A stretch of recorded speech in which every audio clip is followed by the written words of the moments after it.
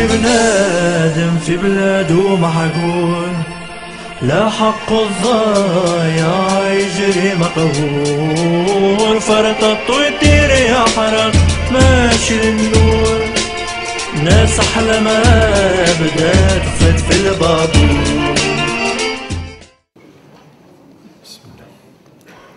Merci de cette invitation cet après-midi ici à Nanterre, et je viens d'écouter avec beaucoup d'attention et d'ailleurs d'intérêt la deuxième partie, je pense, de l'intérêt de l'intervention de Halima Boumedienne, avec un certain nombre de positions, de principes que je partage fondamentalement. Une dernière proposition intéressante qui, en tout cas pour moi, je pense qu'elle est à étudier et à soutenir au vu du paysage politique et à la lumière de la réflexion qu'on doit avoir au moment où viennent les élections. Mais ce qui m'intéresse, et je le conçois bien, on est à quelques semaines d'élections en France, moi il m'intéresse davantage, non pas simplement parce que je crois que je suis d'accord là-dessus aussi, et j'ai souvent été interpellé ces dernières semaines avec l'espoir chez certains d'obtenir des consignes de vote. Et ça, c'est pas du tout d'abord, c'est pas ni mon rôle, ni mon envie, c'est pas du tout une chose que je fais. Je l'ai jamais fait depuis 25 ans que j'interviens en France. C'est pas du tout des choses à mon sens, c'est pas juste de faire ça. C'est plutôt donner des clés de lecture et des enjeux, puis ensuite de laisser chacune et chacun déterminer ses choix. Mais l'idée de voir venir ces élections est plutôt de les utiliser au sens de loupe, c'est-à-dire qu'est-ce qui se révèle de plus en plus dans ce pays, en France, mais pas simplement en France. Vous pouvez voir aujourd'hui en Europe des espèces de nivellements qui sont en train de s'européaniser en mauvais français, à savoir des logiques qu'on voit en France s'articuler, qu'on voit ailleurs, vis-à-vis desquels, à un moment donné, il faut faire un constat, il faut faire une étude, il faut faire des choix, il faut faire des choix politiques. Et ces choix politiques, ils peuvent être faits en fonction des intérêts ou dans le seul calcul de la possibilité de gagner les élections, ou avec une autre façon de faire la politique, une autre idée. Alors moi, ce que je vais essayer de traduire, c'est pas simplement une idée de soutenir qui va venir au pouvoir, ou d'être dans la logique de la compétition pour le pouvoir. Il y a un certain nombre d'années déjà que je me rends compte que si nous ne rentrons pas dans l'action politique avec une vision un tout petit peu plus complexe et plus holistique, c'est-à-dire qui prenne en compte toutes les dimensions, on s'aperçoit qu'on peut se battre pour des intérêts politiques, pour des questions politiques, totalement négliger la dimension économique et puis finalement défendre des opinions politiques qui n'ont absolument aucune possibilité de voir le jour ou de se traduire, parce que la puissance de l'économique, la puissance des centres nerveux du pouvoir économique balaye tout ceci. C'est-à-dire que c'est un discours vide en fait. C'est un discours structurel, c'est pas un discours qui questionne les fondements du pouvoir aujourd'hui.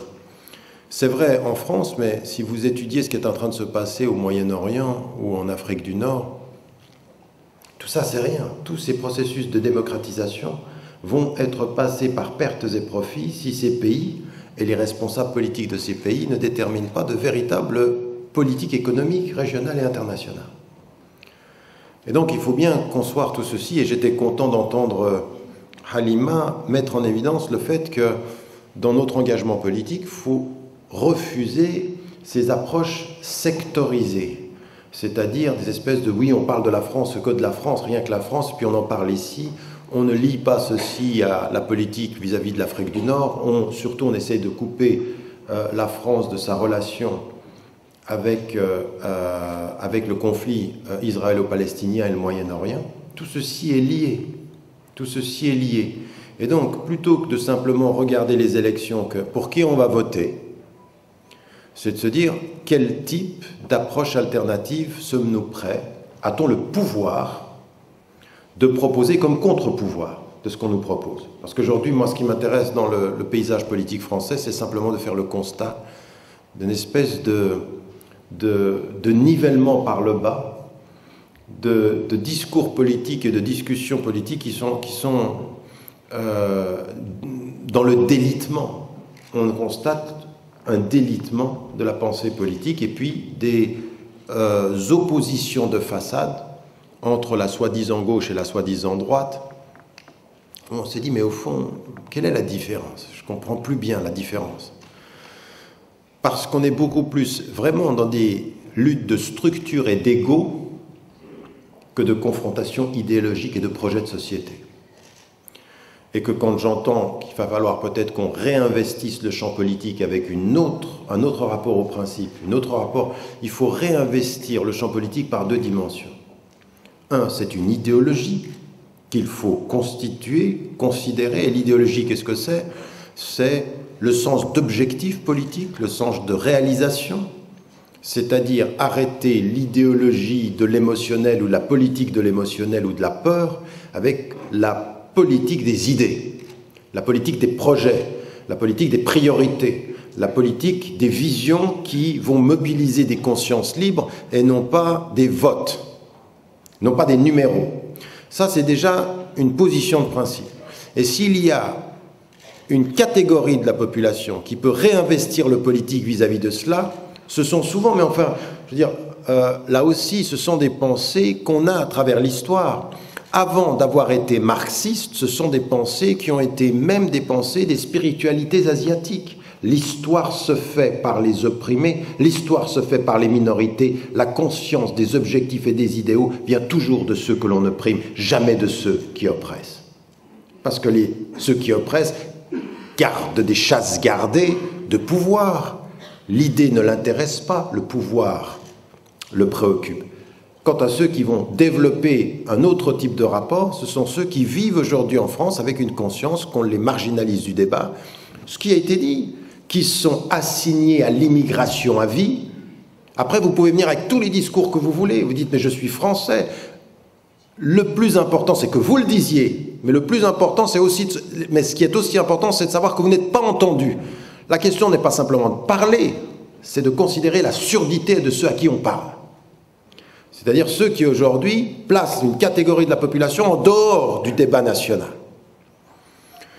Et quand vous dites dans le débat national que le débat national est lié à la scène internationale, on dit, vous voyez bien, vous n'êtes pas de chez nous. Non, alors moi, non, moi. Provenant du religieux, j'ai une fatwa personnelle, pas d'applaudissements. Donc,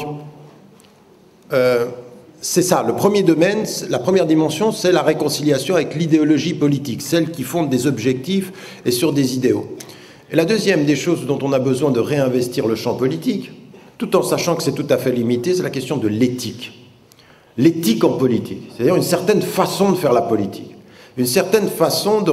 Et ça, encore une fois, même si le pouvoir corrompt, le pouvoir attire. Je veux dire, j'avais écrit il y a autant j'avais salué, par exemple, l'exercice du pouvoir, les premières étapes dans la lutte contre la corruption, l'encadrement de ce qui se passe, par exemple, en Turquie. Je suis un spectateur attentif et critique de ce qui se passe en Turquie. Je ne peux pas ne pas reconnaître, et je ne veux pas ne pas reconnaître, qu'il y a des avancées extrêmement intéressantes en termes de la gestion du politique.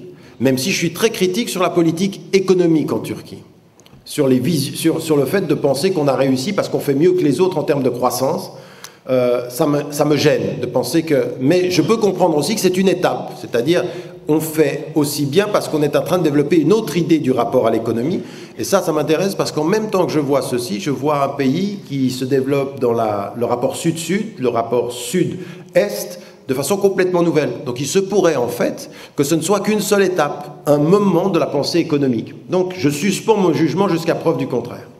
Parce que j'en sais rien, parce que je ne peux pas, à l'heure qu'il est, déterminer clairement les enjeux de la politique économique de la Turquie, en tout cas ses visées plutôt que ses enjeux. Mais par contre, il y a une chose que j'étais aussi obligé de relever, c'est que quelqu'un qui est devenu Premier ministre et qui est élu 2 fois est encore maintenant dans un processus où il pense à changer le régime ministériel ou celui du Premier ministre qui a le pouvoir en régime présidentiel. Et celui qui ne pourra plus être Premier ministre va devenir président. Elle dit attention, cet amour du pouvoir, on l'a connu. Et même les plus conscients ne sont pas forcément les plus forts. On peut avoir cette faiblesse-là, le pouvoir qu'ont. Donc la politique, quand on dit éthique en économie, en politique, on dit dans les limites de ce qui est possible, mais il faut quand même se positionner avec une éthique politique. Que le politique, c'est le service de la nation, c'est pas gagner des élections, que c'est une certaine façon de concevoir le droit, que c'est une certaine façon de concevoir la dignité humaine. Et moi, quand on me dit oh, il faut séparer le religieux du politique, je veux bien, ça dépend ce que vous mettez à la place du religieux. Parce que s'il s'agit de séparer le religieux du politique pour mettre à la place du religieux l'économique et que finalement on a mis le politique sous l'étau du politique, alors je dis c'est encore plus dangereux. Parce que non seulement ce n'est pas le dogme du religieux qui s'impose, mais c'est la logique de l'économique qui impose des politiques dont plus personne n'est maître. Et qui fait qu'à un moment donné, quand les banques sont en crise, on prend du citoyen pour sauver des banques qui à la fin de l'année vous disent eh ben, finalement on a quand même fait 10 milliards de bénéfices. Ah ben c'est gentil. Et ça, c'est aussi déterminer les zones du pouvoir. De ne pas séparer le religieux pour le remplacer insidieusement par d'autres sortes de pouvoir. Et de questionner ceci en disant, ça n'est pas parce qu'on sépare le religieux du politique qu'on va séparer le politique de l'éthique.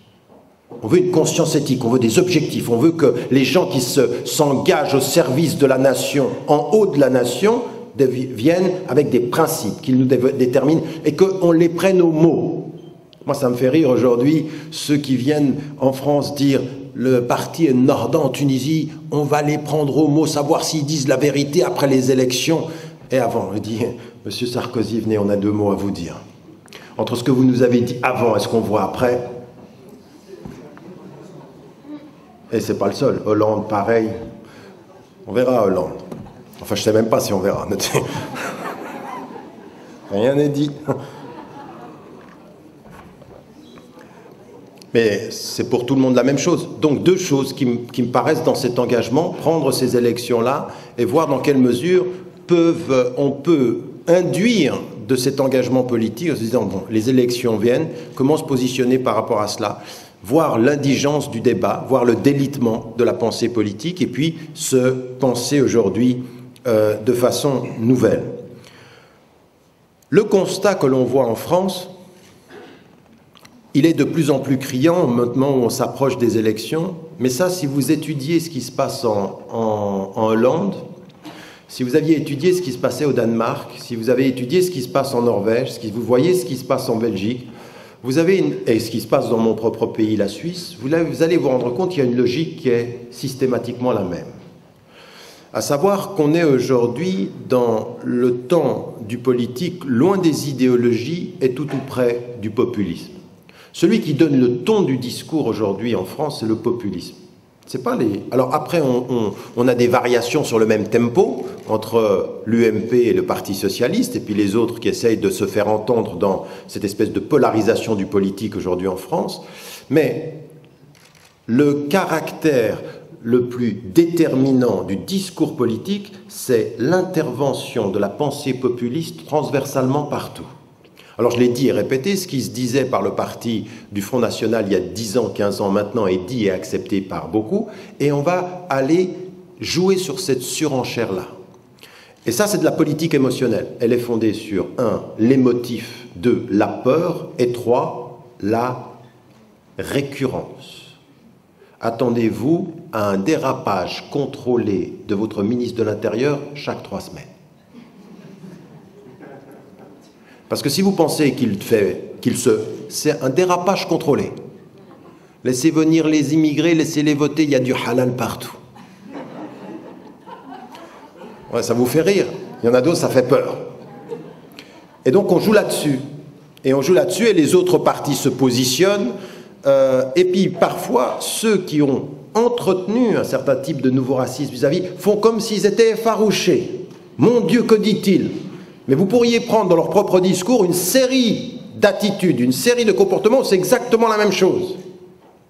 Je veux dire, Valls qui fait l'effarouché par rapport à ce que dit Guéant, et vous voyez, allez voir comment ce qu'il a dit et ce qu'il a osé dire par rapport au Quick, par rapport au communautarisme, c'est la même chose. En fait, tu critiques au sommet ce que tu entretiens à la base. Et ça, c'est récurrent. Et après, on joue, et on va jouer sur les émotions. C'est à qui réussira à entretenir la peur qui le fait, mais à paraître le plus tolérant à la base. Une attitude de tolérance apparente, tolérance, et là, je suis d'accord avec ce qui a été dit, c'est ce terme-là, tolérance au sommet et politique insidieuse à la base. Et ça, malheureusement, et là je suis aussi d'accord, je fais ce constat, c'est transversalement partagé. Je ne vois pas aujourd'hui, très sérieusement, un parti, je peux voir dans certains partis qui est plus ou moins, mais un parti qui soit complètement protégé de cela, je ne le vois pas aujourd'hui en France. Alors, après, il y en a certains qui me disent, oui, non, mais alors dites-nous pour qui on vote s'ils sont tous mauvais. Je ne suis pas en train de dire qu'ils sont tous mauvais, je dis, il n'y en a pas un de bon. Non, mais la nuance est importante. À partir d'un certain moment, en politique, parfois, on vote pour le moins mauvais. Tout en considérant que, quand on a fait le constat de ce qui peut être mauvais, il va falloir se réveiller pour donner du bon. Et c'est là où je suis d'accord, on ne peut pas rester dans l'attitude passive, à systématiquement dire, ils sont tous mauvais, tous pourris. Ça ne peut pas aller. Ça va pour une élection, mais ça ne peut pas aller pour un projet de société. Ça ne peut pas aller pour des gens qui vont réconcilier idéologie et éthique en politique. Ce que je disais au départ.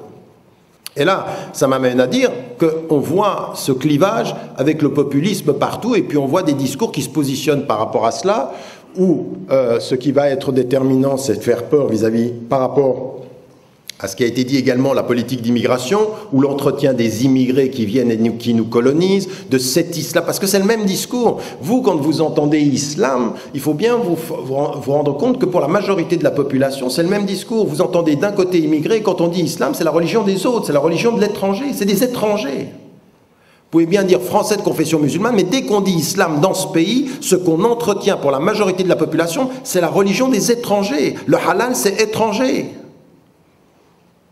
Donc c'est ça qui est important, c'est de comprendre une espèce de discours qui se construit sur l'altérité permanente, et ça c'est le populisme. Le populisme va jouer là-dessus. Et donc le discours que l'on trouve à l'UMP, le discours qu'on trouve dans le Parti Socialiste, c'est, ou les autres, beaucoup des autres, de la même façon, et même si certains ont avancé de ce point de vue-là, je pense qu'il faut aussi saluer un certain type de discours chez certains qui essayent de faire avancer, tout en n'étant pas naïfs, tout en n'étant pas, ne tombons pas dans le piège de ce point de vue-là, des fausses différences, et de comprendre les similarités qui sont les similarités de ces logiques à partir du moment où la seule chose qui intéresse, c'est prendre du pouvoir, asseoir au pouvoir, développer des espaces ou des chasses gardées. Par rapport à cela, eh bien, quand on est en phase des élections puis qu'on va s'y engager, comment faire pour que ces élections soient un moment où on a développé une conscience politique, mais on va faire aussi une école de la transformation d'un projet d'avenir. Parce que pour moi, c'est ça qui est intéressant. Je veux dire, bon, il va y avoir les élections, je ne sais pas ce qui va changer, je vais y venir. En termes de propositions, de positions de principe, il faut aussi prendre parfois des positions. Mais comment est-ce que les élections qui viennent, qui sont un moment important de la vie politique en France, c'est un moment important, donc il faut saisir cette occasion, développer la conscience des citoyens que maintenant, ils ne peuvent pas s'asseoir en disant tous pourris, et ils ne peuvent pas non plus faire des politiques qui sont systématiquement du recherche du moindre mal.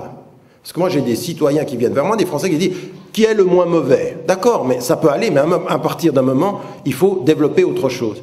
On a la responsabilité citoyenne de proposer des politiques du bien et non pas simplement des résistances au moins mauvais. Donc le contre-pouvoir, ça peut être aussi ça.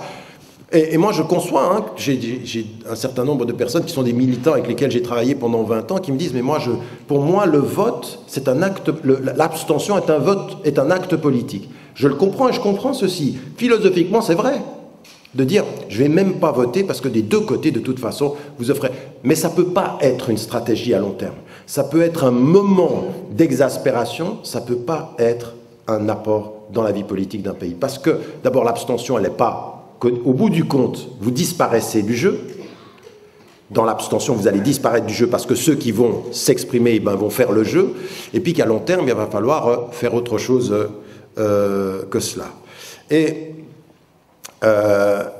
si vous voulez, pour moi aujourd'hui, dans ce que ça peut révéler, c'est encore une fois, et là je pense qu'il faut qu'on réinvestisse ce champ politique et au niveau de la base, que ce soit dans les cités, que ce soit dans les banlieues, que ce soit transversalement, partout où cette parole peut être entendue, il va falloir réconcilier ce que je vous disais, c'est-à-dire un certain nombre de principes à qui il faut donner de la substance. Ça veut dire quelque chose, la justice.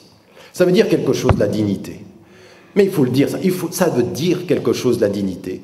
Et la dignité, ça veut dire qu'effectivement, quand on a des forces de sécurité ou des forces policières qui peuvent se permettre de traiter des gens de la façon dont on les traite et qui ne sont pas jugés comme il se devrait, c'est pas simplement une atteinte à la justice, c'est une atteinte à la dignité des individus. C'est-à-dire le droit fondamental des droits de l'homme. C'est-à-dire là, ça n'est pas possible. Vous ne considérez pas ces citoyens avec la même dignité.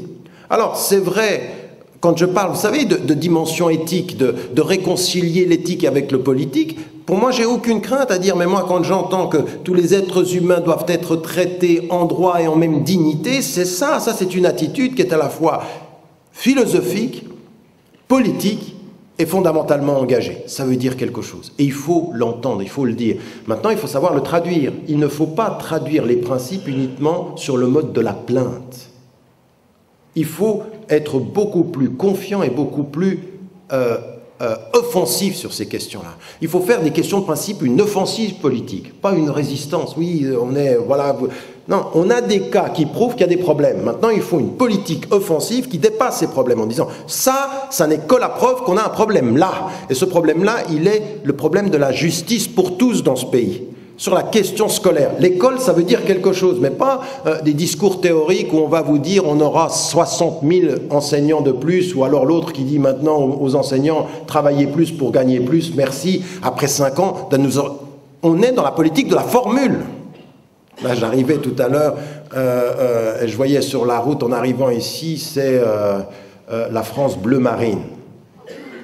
Donc vous avez la France forte, vous avez la France bleu marine. On est de slogan, et ça, c'est à qui trouvera le mieux. Mais le problème, c'est que le slogan est la formule iceberg qui cache l'ensemble de l'inertie, du non-sérieux des politiques qui sont faites pendant des années. Parce qu'au bout du compte, c'est pas forcément avec ces idéologies et avec ces principes qu'on est mené. Donc, dire vraiment, à un moment donné, développer vraiment une vraie politique scolaire dans ce pays. Une vraie politique éducative, qui disent arrêtez de nous parler des banlieues qui doivent culturellement s'intégrer, mais parlez-nous des banlieues et des cités qui doivent éducativement, par l'éducation et par la scolarité, atteindre et accéder à l'égalité des droits scolaires. C'est-à-dire poser la question scolaire là où elle doit être, c'est-à-dire l'égalité des droits à la scolarité pour tous de la même façon, et non pas les chasses gardées, parce que, encore une fois, donc c'est un discours qu'il faut développer. Aujourd'hui, qu'est-ce qu'on voit dans les élections qui arrivent? Ça, on en parle très très peu. J'ai vu 2 ou 3 fois dans le monde en disant les banlieues, les cités absents de la campagne électorale. Mais il y a plein de choses qui sont absents, il n'y a pas que ça. Et il faut faire, nous, attention, dans notre apport à cette discussion-là, de pas simplement le conjuguer sur le mode cité et société. Ça aussi, c'est un piège. Il faut transformer ceci en autre chose. C'est autant la discrimination par rapport au droit, la discrimination par rapport au logement, par rapport à la géographie de ce pays aussi, la politique urbaine, c'est une vraie question.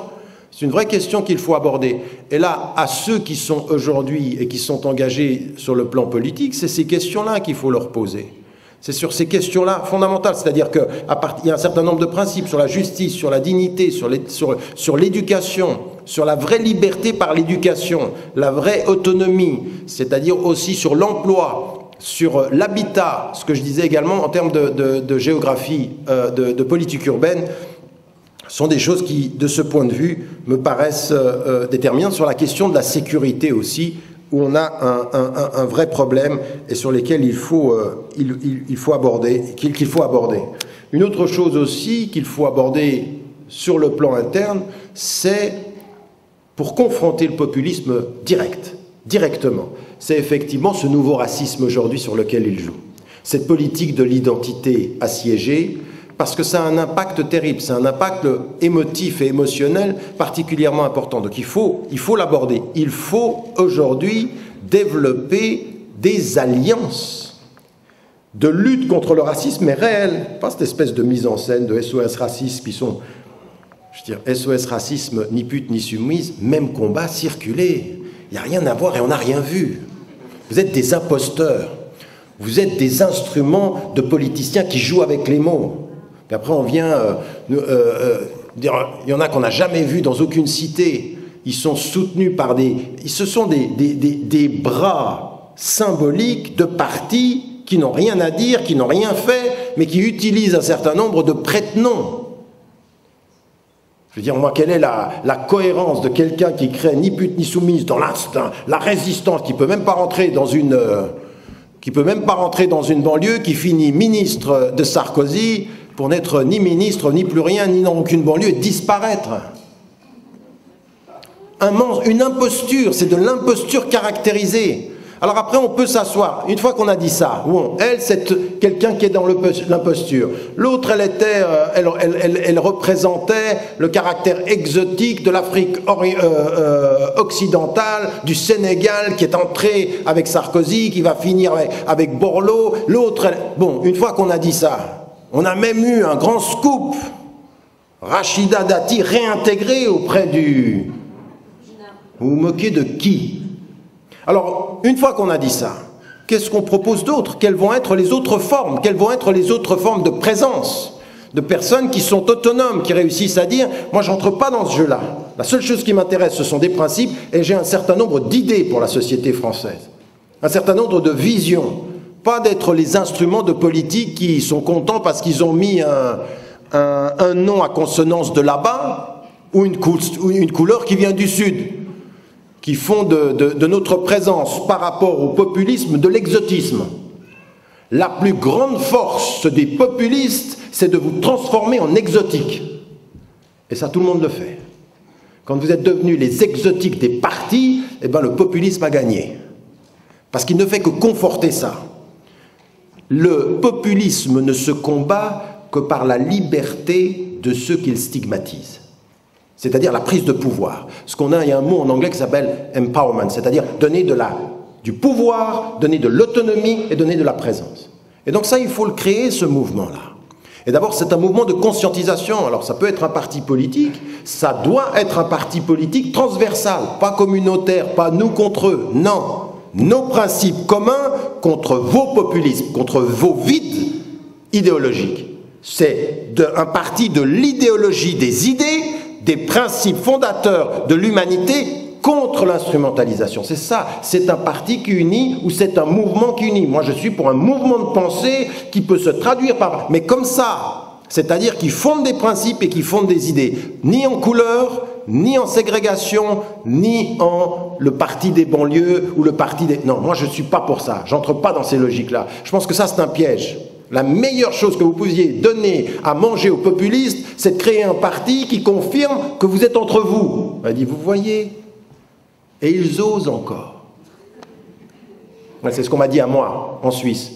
Et vous osez encore. Si vous osez, vous, Suisses de confession musulmane, parlez. Vous voyez? Vous prendre la parole, vous prendre le statut, vous devez parler par procuration. D'autres doivent parler pour vous. Donc à partir d'un certain moment, il faut sortir de ça, mais ce n'est pas parler contre, parce que ne pas parler par procuration ne doit pas se traduire par un parler qui est uniquement contre. Parce que quand vous parlez uniquement contre, vous êtes encore les objets de ceux contre lesquels vous parlez. Il faut parler pour et parler libre. Donc ça, aujourd'hui, ça me paraît être une dynamique qu'il faut mettre en place, qui est une dynamique de la conscientisation, une dynamique de la réconciliation avec les principes, une dynamique de la réconciliation avec les idées, et puis une dynamique qui comprend le vrai sens de ce qu'est devenu le monde global. C'est-à-dire qu'il faut autant un engagement régional, c'est-à-dire la façon dont vous interpellez votre maire. Je veux dire, dans le dernier mois, là maintenant, dans le pays des droits de l'homme et de la liberté d'expression, on m'a enlevé 4 salles pour m'exprimer. 4 fois, là maintenant, là dans le dernier mois. Et puis, il y en a même qui font du chantage. Si vous invitez lui, vous n'avez plus de subvention pour l'année. C'est une partie. C'est des gens qui sont à gauche comme à droite d'ailleurs, ça veut même chose. Ils vous sortent des grandes théories, vous regardez sur le terrain, ils ne veulent pas de cette parole-là. Et donc à partir d'un certain moment, vous dites, mais ça là, ce que vous êtes en train de faire, ce qui fait que vous avez des citoyens et des sujets qui sont des sujets acceptables et des interlocuteurs acceptables et d'autres que vous stigmatisez. Ça montre quoi? Ça montre que la façon dont vous traitez les choses à l'intérieur, elle n'est pas loin de la façon dont vous traitez les choses à l'extérieur. Il y a une logique, c'est la même. Et donc, c'est pour ça qu'il faut, sur le plan local, pouvoir dire aux maires, attendez, là, maintenant, il y a un certain nombre de principes et il va falloir que vous considériez qu'on ne va pas se laisser faire sur ces principes-là. Donc là, on est dans une logique de résistance claire, mais pas simplement de résistance, mais de résistance, de sanctions et de propositions. 1, on résiste, 2, on vous sanctionnera, et 3, on proposera. Mais pas simplement résistance et sanction, non. Résistance, sanction, proposition. Voilà ce qu'on veut, nous, maintenant. Voilà ce que l'on veut pour l'avenir. Donc ça, c'est aussi quelque chose qui, au gré de cette élection qui vient, parce que l'une des plus grandes forces de mobilisation politique qui pourrait sortir des prochaines élections, c'est son caractère délité et le niveau tout à fait... j'essaie de trouver le bon mot pour pas... Enfin, le bas niveau, le nivellement par le bas de ce discours-là peut et devrait être quelque chose. Il y a tellement peu le choix est tellement, on le voit tellement maintenant que la différence, elle est minime, et on voit que des deux côtés, d'une certaine façon, de ces deux partis, mais aussi dans les autres, il y a un nivellement qu'à un moment donné, ça doit nous réveiller. C'est-à-dire, il y a quand même quelque chose d'autre à faire que de simplement de se mettre à ce niveau-là. Donc,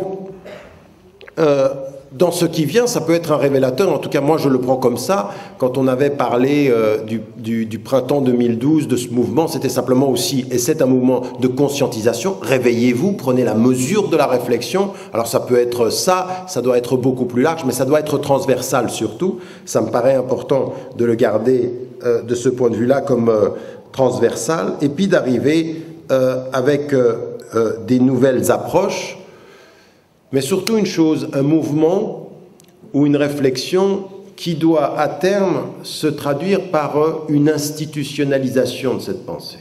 Alors ça peut être par des associations, ça peut être par des partis politiques, mais il faut des choses qui se structurent un peu. Pas des choses qui soient à tout va, et on est dans l'informel et on n'est pas dans le construit, on n'est pas dans le façonné, on n'a pas de projet à proprement parler. Je pense qu'il faut qu'on réfléchisse à ceci et puis qu'on additionne ces dimensions, la dimension locale, la dimension régionale, et puis surtout aujourd'hui, il faut une vraie politique internationale, il faut un vrai discours international. Alors encore une fois, moi je suis complètement d'accord avec ce qui a été dit, quand j'entends des responsables politiques qui étaient plutôt sur la droite catholique traditionnelle, dans le sillage de De Gaulle, dans le sillage de ce qui est venu après, et qui me disent aujourd'hui, la France n'a jamais été aussi pro-sioniste qu'elle est aujourd'hui. Et aux prochaines élections, si c'est entre les deux premiers partis, rien ne change parce que les deux ont les mêmes positions de ce point de vue-là. Donc, ça c'est sur la scène internationale. Mais à partir d'un certain moment, il ne faut pas laisser aux gens l'opportunité de dire « vous êtes en train de faire entrer dans la politique nationale la question israélo-palestinienne ». Elle l'est de toute façon, vos politiques, elles le sont. Elles le sont sur la politique moyenne-orientale. On a des choses à vous demander, on a des questions à poser. Qu'est-ce que vous faisiez avec la Tunisie de Ben Ali? Qu'est-ce que vous faisiez avec l'Égypte de Moubarak? Qu'est-ce que vous avez fait pendant longtemps avec la Syrie? Qu'est-ce que vous avez fait? Comment vous avez traité avec le Libyen Kadhafi? Pour ensuite être à la tête de ceux qui vont le tuer. Il y a des questions à poser. Et ne nous dites pas c'est deux choses différentes. Votre façon de traiter les dictateurs est à la lumière parfois de la façon dont vous oubliez vos citoyens. Et vous avez la possibilité d'oublier les citoyens, parce que malheureusement les citoyens ne font pas toujours le lien entre ces dimensions-là. Et donc il faut faire ce lien-là, il faut faire le lien sur le Moyen-Orient, il faut faire le lien, parce qu'en même temps vous êtes en train de voir des choses qui sont en train d'apparaître, qui sont importantes, très importantes. La nouvelle présence, vous savez que votre équilibre économique en France doit beaucoup à la Chine. Doit beaucoup à la Chine, et que de plus en plus aujourd'hui, on va avoir de façon souple, de façon pas toujours mise en évidence et pas toujours avouée, une présence des pétromonarchies, au premier rang desquelles en France le Qatar. C'est pas simplement l'organisateur de la Coupe du Monde, hein. C'est pas ça. C'est une vraie présence sur le terrain français aujourd'hui à coups de millions. Et donc il y a une vraie question quand on dit par exemple le Qatar va aider les banlieues. Et que vous avez maintenant des gens qui partent au Qatar et on va les former. On va essayer de voir quelle est la possibilité de leur potentiel économique. Alors dans l'idée c'est bien, mais attention, l'objectif quel est-il? L'objectif quel est-il? Donc il faut se poser la question, qu'est-ce que le Qatar vient faire dans la banlieue française? Non mais si vous posez la question, pourquoi? Pourquoi le Qatar dans la banlieue française? Parce qu'il vous aime. Il y a sans doute chez certains de bons sentiments. Il y a sans doute chez la plupart de vrais calculs. Donc il faut regarder ceci. Donc ce lien-là, le Qatar, qui était le pays qui était en relation avec la France dans l'intervention en Libye, lequel Libye est aujourd'hui dans la mainmise économique des Américains et des Britanniques et des Français. On nous a même dit aux États-Unis que la sanction qui était prévue contre le pétrole iranien, l'une des sources d'approvisionnement était pensée être la Libye. Déjà, ça va vite. Qu'on puisse penser qu'on a... Ça veut dire qu'on l'a déjà, la mainmise sur la Libye, sur le pétrole libyen. Notez qu'on l'avait préparé, ce passement de pouvoir. Donc, nous, quand on est ici et puis qu'on pense qu'on vote que pour l'un, on vote pour l'un et un régime et un système. Et il faut de ce point de vue-là le considérer. Et si on est pour une éthique et une idée, on ne peut pas avoir une idéologie nationale sans avoir une compréhension de l'international. On ne peut pas. On ne peut pas, de ce point de vue-là, accepter que, au vu et au su de tout le monde, je ne sais pas quand vous... Je veux dire, ce qui est en train de se passer en Syrie est terrible. Et il faut de ce point de vue-là, moi je suis farouche contre toutes ces histoires du complot. Je ne suis pas naïf sur les intentions des États-Unis, d'Israël et de la France et de l'Europe concernant la passation de pouvoir sur l'autre versant. Je ne suis pas naïf. Il y a des calculs et on a préparé une opposition avec laquelle on pourrait composer. Mais de là à dire qu'à cause de ceci, je vais soutenir Bachar el-Assad, qui est un tortionnaire, lui, son oncle et son père, tel qu'il va... On ne peut pas quand même. Et donc là, de ce point de vue-là, il faut avoir la position de principe de dénoncer ce pouvoir-là. Mais quand on voit que, je veux dire, par rapport à ce qui est en train de se passer, on a ces images et on voit, mais en même temps, au même moment où on voit ceci, passe par pertes et profits la continuation de la spoliation, de la torture, du mauvais traitement des Palestiniens, comme si les éclairages pour les uns permettaient la poursuite de la terreur pour les autres, et qu'on n'en parle plus, on n'en parle plus de la même façon. Là, il faut, de ce point de vue-là, à l'approche des élections, avant de se dire pour qui on vote, il faut peut-être se poser la question de savoir comment on pense, comment on réfléchit, comment on développe cet esprit-là. Et donc, moi, c'est cette première proposition que je fais avec un certain nombre d'engagements qui me paraissent être déterminants. Et j'en arrive à ma conclusion. Aujourd'hui, moi, je n'ai pas du tout de consigne de vote. Franchement, je serais bien emprunté. C'est pour ça que je souris souvent en disant aux Français « bonne chance ». Parce que franchement, je ne vois pas. Et moi, j'aurais une position de principe qui est extrêmement claire. C'est-à-dire que je suis tellement mécontent de ce que je peux voir que je regarderai effectivement pour le premier tour et voterai pour celui que je considère être le moins mauvais. Mais au deuxième tour, je n'aurai pas un vote utile, j'aurai un vote exactement différent. Je n'aurai qu'un vote sanction. Quel que soit celui qui est au pouvoir, eh ben je dirais je suis contre toi. Je ne suis pas pour toi, mais je suis contre toi. C'est-à-dire que moi je prends une position pour que mon vote compte au lieu de m'abstenir, parce que les deux c'est la même chose, par rapport à Sarkozy ou par rapport à Hollande, je ne vais pas voter pour Hollande parce que... Non, je vais voter contre Sarkozy, mais si Hollande arrivait par la suite, je serais contre lui de la même façon. Un vote qui ait un poids, mais qui est un vote contre, parce que je me reconnais dans rien de ce que vous dites.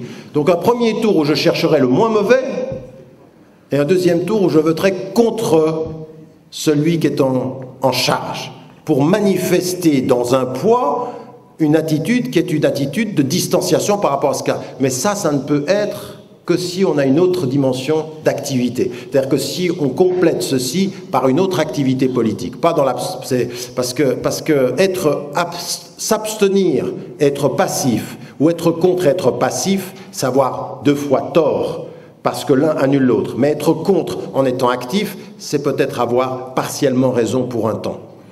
Je ne sais rien. En tout cas, j'en suis là de mes réflexions.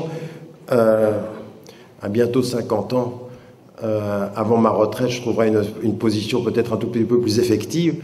Mais en tout cas pour vous, dans la situation qu'est la vôtre en France, je vois que c'est très important d'avoir une position de principe maintenant par rapport à ces votes. Mais ce qui est le plus important, c'est de lier cette position à un type d'engagement politique qui lui donne une cohérence. Pas deux attitudes politiques qui s'annulent l'une l'autre, mais une politique de cohérence. Mais franchement, je ne me vois pas dire oui à l'un. Aujourd'hui, je ne me vois pas dire oui. Mais par contre, je peux dire non à l'un. C'est-à-dire, je positionnerai mon vote dans le contre-pouvoir, beaucoup plus que dans le pouvoir. Ça ne donne pas la même chose. C'est pas du tout la même façon de voir. Certains peuvent se dire, mais au bout du compte, ça veut dire que vous votez pour l'un. Non, être radicalement dans le contre-pouvoir caractérisé. C'est-à-dire, mais je ne peux l'être dans le contre-pouvoir que si j'ai un vrai contre-pouvoir que je construis, pas dans la passivité, là on a tort. Mais si je construis un contre-pouvoir, alors de me positionner dans le contre-pouvoir en disant je m'oppose à ce que vous êtes et que vous représentez, ça me paraît être le plus cohérent. Le plus cohérent, sans que ce soit complètement l'idéal de ce qu'on pourrait avoir dans la politique actuelle. Voilà, je vous remercie.